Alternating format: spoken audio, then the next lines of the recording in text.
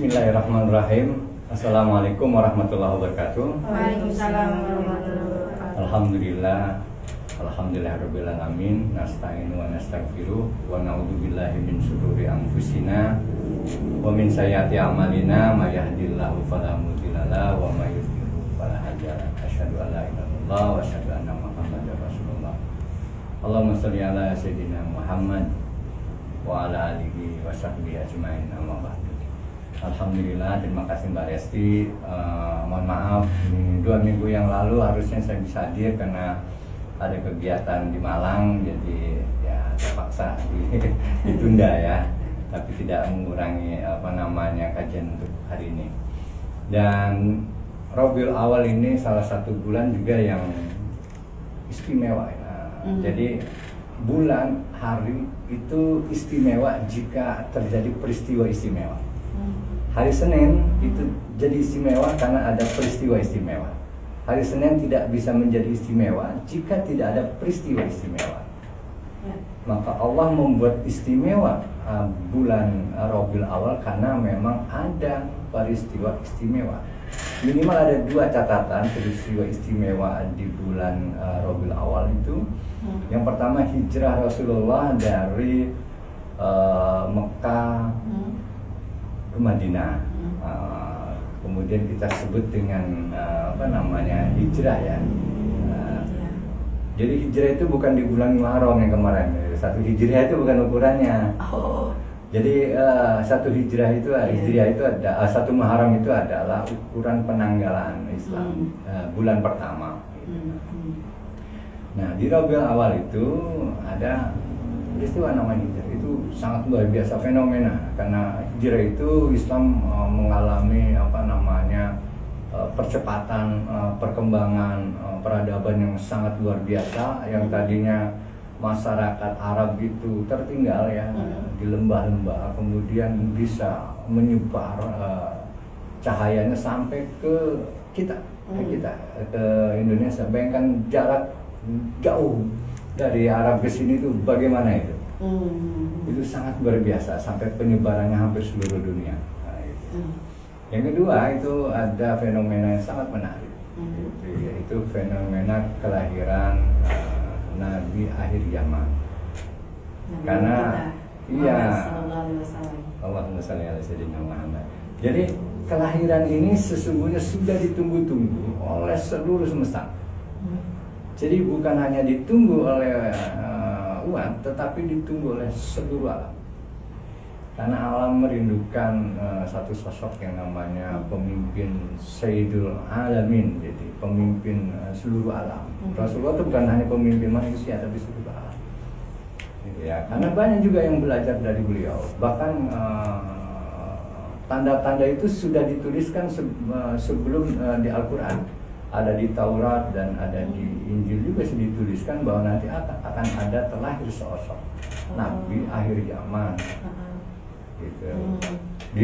Bahkan ciri-cirinya disebutkan nanti kayak begini orangnya, gini. Sudah ada itu ya? Sudah ada, sehingga rahib-rahib Yahudi misalnya, pendeta-pendeta Yahudi dan seterusnya itu menunggu dan penasaran juga.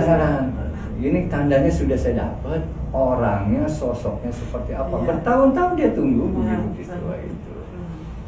Nah, peristiwa ini kelahiran Nabi Muhammad memang sangat luar biasa karena terlahir dari sosok ibu yang hebat, namanya Aminah binti Wahab. Jadi Aminah ini adalah wanita terhormat, cantik cerita, gitu, keturunan orang hebat.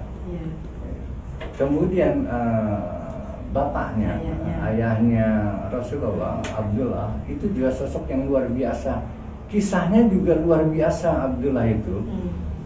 Jadi kalau kisah Abdullah itu sangat luar biasa. Abdullah itu pernah mau jadi kurban nazar bapaknya, namanya Abdul Muthalib. Jadi kalau Abdul Muthalib itu bernazar kalau saya punya anak lebih dari 10 gitu ya, maka yang salah satunya saya harus korbankan. Ya, dikorbankan itu Abdullah. Dikorbankan itu dalam artian bagaimana? Disembelih. Oh, disembelih. Ya Allah. Tetapi kemudian ada usulan dari beberapa tokoh dan tokoh agama, kemudian nggak usah disembelih dulu. Ini kan anakmu masa mau disembelih. Kemudian peristiwa itu dibuatlah yang namanya undian. Orang-orang Arab itu suka berundi dengan anak panah dan seterusnya.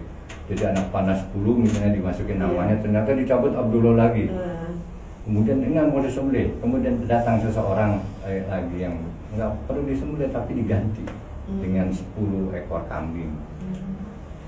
2 kali begitu namanya sampai 10 kali, berarti 10 kali 10 digantinya jadi 100 kambing ya. Wow.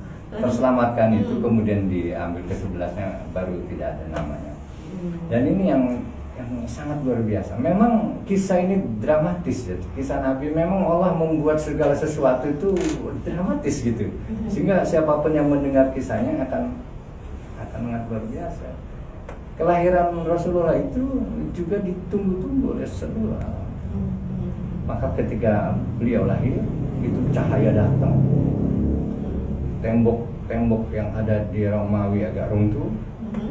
Berhala-berhala dalam Ka'bah pada jatuh, penyembahan api Majusi mati padam, dan seterusnya.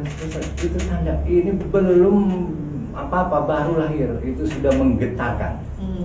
Jadi jangan dikira sosok yang biasa saja. Rasulullah itu adalah memang sosok yang ajaib, yang hebat, yang dari sebelum lahir, kemudian lahir bayi itu juga sudah luar biasa kejadian alam ya, menyambut gitu kelahiran seorang nabi. Makanya sebut dengan cahaya gitu. Alam juga begitu. Ini cahayanya, sumber cahaya itu dari mana gitu? Apakah dari matahari? Kata matahari bukan. Kata bulan, ini cahaya dari saya, kata bulan. Kemudian kata matahari, bukan cahaya dari saya, ini dari saya. Kamu mata bulan itu cahaya dari saya. Tapi sesungguhnya 2 cahaya itu munculnya dari Rasulullah SAW. Itu sebetulnya Nur Muhammad. Nanti kita kaji dalam kalau babnya ini. Kali kajian tasawuf. Nah, setelah itu lahir. Nah, kelahiran itulah disebut dengan kelahiran Nabi. Dan peristiwanya disebut dengan peristiwa Maulid. Lahirin namanya Maulud, peristiwanya Maulid. Gitu ya. Itu semua ditunggu, orang Yahudi nunggu, jangan-jangan dari kelompok mereka dan seterusnya. Dari kecil saja Rasulullah sudah memiliki keajaiban, keistimewaan, kalau saya sebut keistimewaan yang luar biasa. Umur 6 tahun aja beliau dibedah dadanya untuk dibersihkan kotoran-kotorannya oleh malaikat Jibril. Bedanya seperti apa? Mereka yang tahu kan. Jadi dadanya dibersihkan ya. Artinya seluruh kerak-kerak masalah kehidupan, masalah segala macam kan sumbernya dari hati. Nah, hati ini yang kadang-kadang yang membolak-balikkan. Nah, sebegitu hebatnya, dan hebatnya lagi Rasulullah ini Nabi akhir zaman, sosok Nabi yang memang manusiawi. Nabi yang manusiawi. Maksudnya gimana? Dia belanja ke pasar. Melakukan aktivitas berdagang, layaknya manusia biasa. Dia menjahit bajunya sendiri. Dia makan seperti biasanya. Dia juga dipukul berdarah. Dia dipukul juga sakit. Seperti manusia. Maka ajarannya gimana? Ajarannya banyak doa. Kalau mau makan pakai tangan kanan ajarannya. Kalau mau minum baca bismillah. Kalau masuk ini doanya ini, kalau mau tidur doanya. Jadi seharian itu dicontohkan, dipraktekkan oleh Rasulullah SAW. Dari bangun tidur ke tidur lagi, berarti manusia bangun. Ya enggak seperti nabi-nabi yang lain, dia bisa terbang misalnya dengan menggunakan angin ke Bali, bakar api dan seterusnya. Nabi biasa, kalau dia pukul dia akan sakit dan seterusnya. Nah, ini disebut rahmatan ya alamin. Makanya laqad ja'akum rasulun min anfusikum azizun 'alaihi ma anittum harisun 'alaikum bil mu'minina raufur rahim. Dari golongan manusia juga. Iya. Cuman manusia memiliki kelemahan gitu istimewa. Salah satu istimewa Nabi adalah kemampuan beliau punya prerogatif yang tidak dimiliki oleh seluruh nabi dan rasul. Hanya Kanjeng Nabi Muhammad SAW. Ini hak prerogatifnya, berbeda dengan yang lain. Di dunia saja Di akhirat urusan lu. Tapi Rasulullah di akhirat, di dunia masih urusannya beliau. Ya. Jadi dalam suatu saat nanti Yaumul Ba'ts itu ya mau di mana manusia itu dibangkitkan lagi dari kubur setelah kiamat. Dibangkitkan, dikumpulkan satu lapang sangat luas. Semua orang sibuk dengan masalahnya masing-masing. Jadi saya sibuk sendiri, istri saya sibuk sendiri, semuanya sibuk sendiri. Siapapun juga akan sibuk sendiri. Iya. Karena akan mempertanggungjawabkan apa-apa yang sudah dibuatnya selama hidup di dunia. Hidupmu buat apa sih? Itu untuk siapa sih? Makan apa yang dilakukan banyak kayak catatannya rinci dan rigid lengkap. Karena semuanya itu mulut tertutup, pangkat tangan itu yang bicara. Tangan bicara, kamu kemana aja jalannya. Bayangkan ditumpuk seperti itu. Dan di situ tidak ada kepastian kapan saya mau disidang. Kapan kita akan mempertanggungjawab di sana. Itu lama, berapa lama? Wallah alam, ada yang berapa 100 tahun, 1000 tahun, segala macam. Bayangkan. Itu matahari sudah hasta sedengkal di atas kepala kita. Nah kita jauh aja kadang jam 12 siang nongkrong di tengah jalan Puanas, terus kayak apa ya? Ini di lapang. Kemudian para manusia itu mencari sosok pertolongan. Siapa yang akan menolong saya? Larilah umat itu kepada Nabi Adam. Ya Adam, gimana nih saya nasibnya nih? Kapan kepastian saya mau disidang, mau neraka apa surga? Itu belum ngapa-ngapain. Iya. Jadi kalau kita mau ujian, mau disidang itu nunggu ngantri berapa miliar orang, berapa juta miliar lalu gitu ya. Satu-satu. Ya. Kata Nabi Adam, ya. Kata Nabi Adam, lastu biha. Itu bukan urusan saya. Lastu biha. Pasangan. Bukan gue. Bukan urusan saya. Bukan urusan. Coba kamu datangin awalul mursalin. Didatangin awalul mursalin Nabi Nuh. Nabi Nuh datangnya, gimana Nabi Nuh minta gimana nih kepastiannya? Nabi Nuh sama lastu. Bukan urusan saya juga. Bukan urusan. Datang ke Nabi Ibrahim, begitu juga. Kena Nabi Musa, begitu juga. Padahal dua sosok Nabi Ibrahim, Nabi Musa itu kan Nabi yang sangat dekat sekali.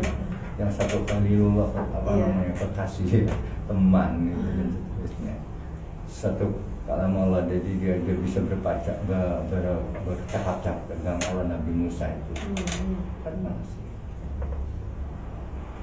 Akhirnya ketemu seorang sosok. Memang sudah menanti Rasulullah SAW.